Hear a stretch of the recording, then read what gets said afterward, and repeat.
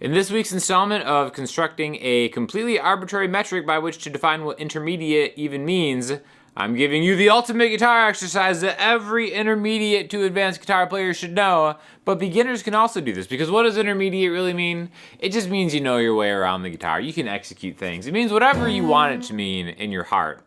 But I've got a really cool exercise that is going to maybe tie some things together if you've been maybe wondering how all of this stuff fits, all right? Now, I'm a big fan of chord scales. What that means is knowing the chords in a key, because eventually you're going to want to play songs. Hopefully you should play songs right away. Day one, you should start playing songs, right? And they all come from chords, and certain chords sound really well together. So, real quick recap, there are 7 notes in the major scale: C, D, E, F, G, A, B, C. Whatever key you're in, G, A, B, C, D, E, F, sharp, G. Doesn't really matter because guitar is an instrument of shapes. So we're learning a shape-based pattern that is really going to help you play those notes, but as chords, all right? So a chord is technically 3 different notes played together. C major chord would be a C, an E, a G. An A minor chord is an A, a C, and an E. Major and minor have a different third, is what it's called. Check out the Patreon if you really want to learn more about that. But what we're going to do is we're going to not play the entire chord. We're going to play the root note and its third, whether it's major or minor, through the chord scale in a creative way. All right, so what do I mean by that? Let's start with the first chord in the scale, C major, all right? So C major chord, you probably already know. That's beginner stuff.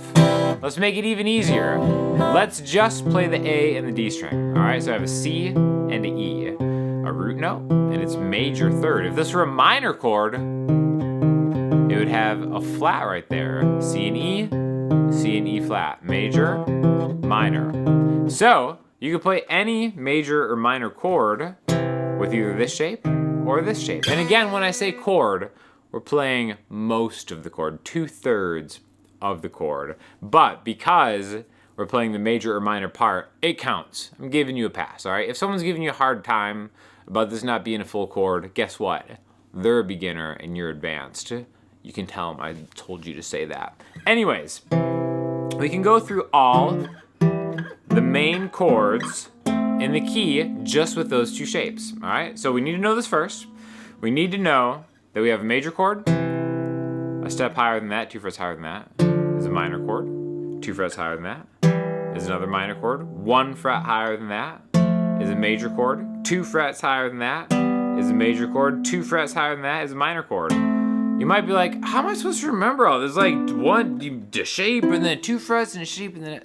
This is where that formula comes in, whole, whole, half, whole, whole, whole, half. That's how you spell the major scale, all right? So if we start with root note, we just go whole, whole, half, whole, whole, whole, half. And that gives us the root note of what we're doing here, all right? Again, a whole step just being 2 frets, half step being 1 step.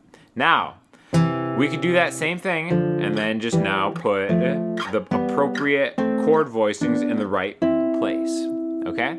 So what that means is the 1 chord is major, so that's the diagonal 1 shape, right? That's like this, think of the C major shape. The 2 and 3 chords are minor, so we have the flat third, right? So 1, 2, 3, 4 and 5 are major, 6 is minor, 7 is technically diminished, but we can get away with calling it a minor chord if we don't have the 5th in there, and then we go back home. So we've got 3 and 2, 5 and 3, 7 and 5, 8 and 7, 10 and 9, 12 and 10, 14 and 12, 15 and 14. But thinking in fret numbers, that's some beginner stuff. I hate to break it to you. That's some beginner stuff. We're thinking about chord scales. And this next exercise is the main point of this entire lesson, is doing this in a way that will really solidify and calcify where these chords are in your brain. What we're gonna do is we're gonna start with the 1 chord, we're gonna skip the 2 chord, go to the 3 chord. Okay, so this entire exercise is predicated on skipping a chord in a chord scale. Hopefully this makes sense to you so far. So we're going from 1 to 3, okay? Now we're gonna add a little spice to it. We're gonna add a little slide. So I'm going A, D, A, A, D, A. Okay, so 1, 2, 3. I get 3 little hits. That first one. 1, 2, 3, 1, 2, 3. Now I can slide to get the first of 3 hits on that next one. C, E, G, E. Like that, okay? So 1 chord to 3 chord to 2 chord to 4 chord. I think you know what we're going here. So we're taking a chord in a chord scale. We're skipping the subsequent chord, going to the next one. Then we're going to go back to the previous chord in the chord scale, minor, and then we're going to go skip one from there, back one, forward skip, right? So if we were to number these, if we were to make this a little number puzzle game, right? And we just have the numbers 1, 2, 3, 4, 5, 6, 7. We would go 1 to 3, back to 2 to 4, 3 to 5, 4 to 6, 5 to 7, 6 to 1, okay? Hopefully I said that right. Not a real numbers guy, not a details guy. That's some advanced details. I'm an intermediate details guy, but I am a mathematician in my heart, okay? So, let's do this. We got 1 major, 3 minor, okay? That's where we're starting. 2 minor, 4 major. Okay, does that make sense? Let me do that again. C major, E minor, D minor, F major, E minor, G major, F major, A minor, G major, B half diminished, A minor, C.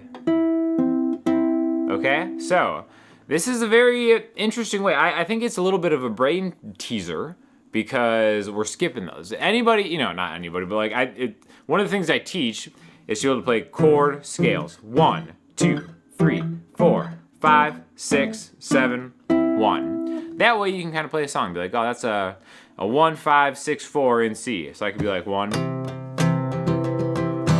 5, 6, 4, 1. And again, that's just as the little 2-note chord. When it would be like 1, 5, 6, 4. But having a root note and its third representing either the major or minor chord is a different way to approach this kind of thing. All right? And now, you don't have to do this just in the key of C. Any of these keys work because the point here is to really get you to kind of think of where other chords are in relation of maybe like a master home chord, right? The tonic. In this case, it would be C. We could do this on any string. We could do it in people's key, the key of G. We just do the exact same thing on the E string.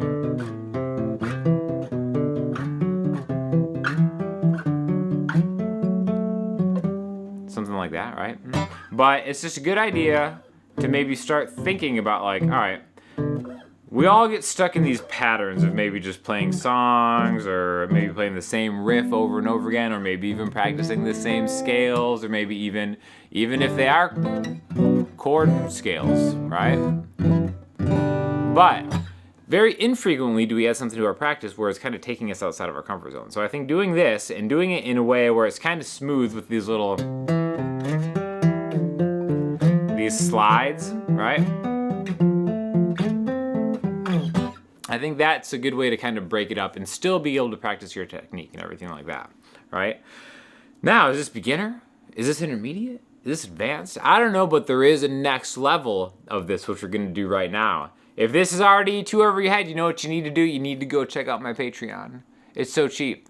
It's $12, and there's hundreds of lessons. I promise you won't be able to get through all the lessons. It's like, where else on earth can you spend $12 and be assured that you will not make it to the end of your $12. It's the best deal in music, hands down. You can cancel it after a month if you want. You can cancel it after a week. You still get a full month. $12, sign up for the Patreon. It's ordered lessons. It's everything. It's a bunch of songs. It's like 100 songs. I built my entire set. I taught my entire set list on there. Learn all about songwriting. Learn everything you'd ever want on the Patreon. Check it out. Link in the description. Now, the way that we take this to the next level, maybe high intermediate, super intermediate is my new term that I'm coining. I'm the first one that's ever said that. Is we're taking these chords, but we're adding the 7th note to it, right? You knew we were gonna get to a major 7 chord eventually in this lesson, right? So what we're gonna do is we're just gonna take the 1, the 3, and then now we're gonna add the next note, okay? Because now we can kind of get into the G string territory here. So instead of going just A and D, now for 2, of the major chords, we can add the major seventh away. 1, 2, 3, 4, 5, 6, 7. 1, major third, major 7, okay?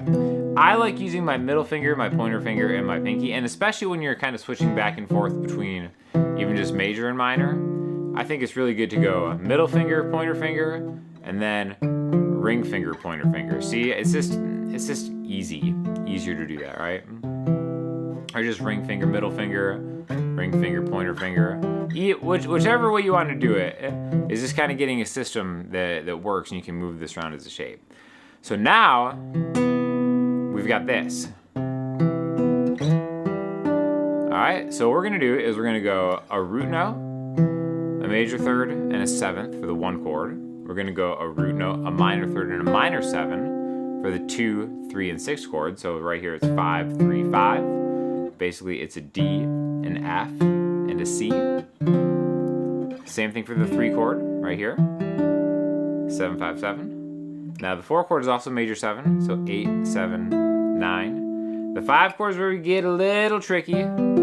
Dominant 7 chord, so it's basically a major chord with a flat 7 right there, right? Then we can bring that all the way to A, minor 7, and why not for B half diminished, make it a B7, B minor 7-ish type thing. Again, we're still leaving the 5th out of all these chords. We're implying the 5th is what that's called.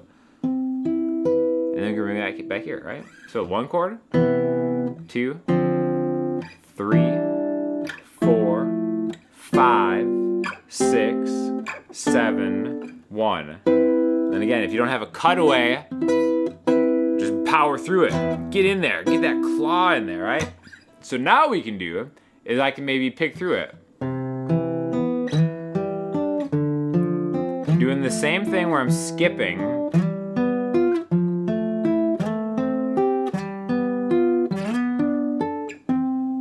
Okay?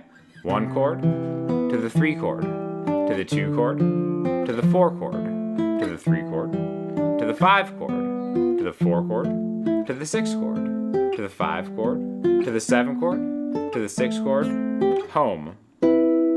Okay? So again, this is just in C because it's kind of like, you know, where everybody starts with C. You know what I'm saying? But all this is movable. You can do anything. There's no open strings helping us out here, right? So if we wanted to do it in E flat, we just start here. Boom. And then, you know, you can be like, all right. You know, maybe I don't even know the chords. I don't play in this key that much. But now it's like I've got a frame of reference to maybe start moving around. 1, 3, 2, 4. And then once you get that, it's like, all right, you know, maybe you abandon the exercise halfway through, which is something I always do. I always might have ambitions to start with an exercise, but eventually I just start playing music, which honestly is great. I think that's great. That's how I improved a guitar. Is like I might sit down with the intention to like do some scales, and I'm like, ooh, I like that. And then I'm just jamming in something totally unrelated to what I started with. But the important part is you picked up your guitar and you're doing something with it, right? So I think with this, it's like, all right, I don't really play an E flat that much, but you know, there it is. Maybe I'm gonna go, now I know that the 3 chord in E flat, whatever that is, I don't even know, what is it, G minor, who knows? I'm here, I somehow made it here, and I also know that right there is the 4 chord to the 5 chord, right? It's like, oh, well, that's kind of cool. Never would have figured that out by myself. Never would have arrived there on my own, but because I'm kind of doing these, now I'm making these connections that, like, if this is my root note, I can kind of, and then make some music out of that, right?